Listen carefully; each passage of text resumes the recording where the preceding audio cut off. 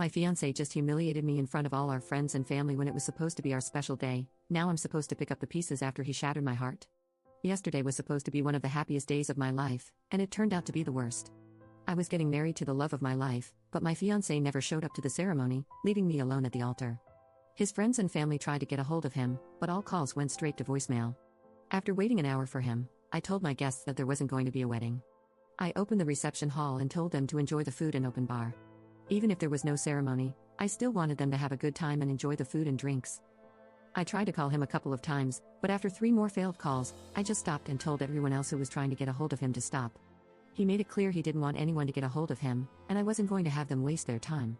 I didn't cry. I wasn't going to let myself cry, at least not in front of everyone. His mother came to me and apologized through tears. She told me how disappointed she was in him and that she was so sorry. I just shook my head and stuck with her the entire time. I didn't want her to cry and feel bad for something that wasn't her fault. The real MVPs were all my friends. They did their absolute best to keep things from being awkward and entertained everyone. They played music, danced, and one of them went as far as going back home to bring a projector and a game system for all the kids to play. I was glad that the day was somewhat saved, but I still felt horrible.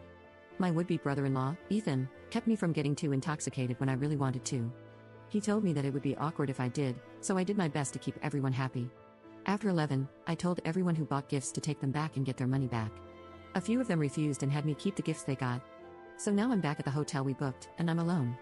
This morning, I got a couple of missed calls from my fiancé and several messages that I haven't opened yet. I'm so angry at him. He humiliated me yesterday by not showing up when he could have told me he was getting cold feet. I had my friend message him that I want to be left alone and that if he showed up to the hotel room, I was going to call my brothers to have him removed. So far, he hasn't shown up, but I am getting phone calls from his friends, probably all wanting me to speak to him. I don't know if it's me being shallow or not, but now I'm rethinking our entire relationship and whether or not I see a future with him. So, another issue is that I have an extra plane ticket. It was supposed to be for our honeymoon, but since the fiancé isn't here, I decided to enjoy my little getaway vacation for myself. A couple of friends are coming with me, but not for another week since they need to arrange childcare and take vacation time, so they can't come at the last second. To be honest, I want to invite Ethan because I've never traveled anywhere in my life. I know he's been to where I'm going, and I want him to come so he can show us the best places to visit. Ethan told me he'd go for me, but should I invite him? I asked Ethan's mom, and she was all for it, but I still don't know if it'll cause drama. Update 1. Okay, so I feel like I should explain more about Ethan. First, I'm not going to take him.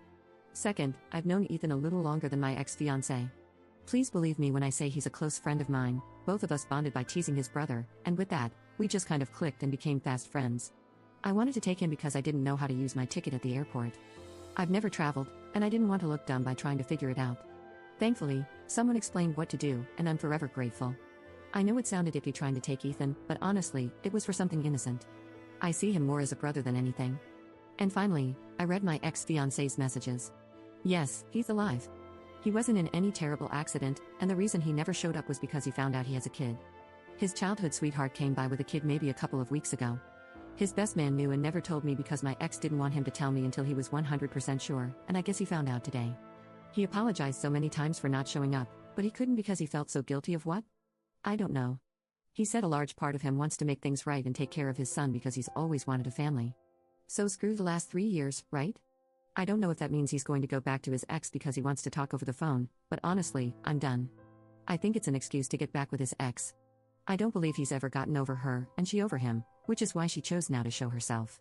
He sent a picture of the kid to me, and I went over my ex-fiancé's mom's Facebook to see any pictures she posted of my ex-fiancé when he was a kid.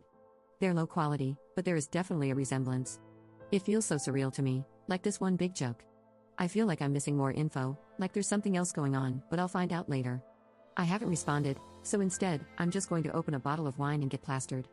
My best friend is currently on her way with takeout and ice cream, so I thought I'd share this. Maybe after my much-needed vacation, I'll do another update, but right now, I'm just gonna do me. Until then, screw you, Ben.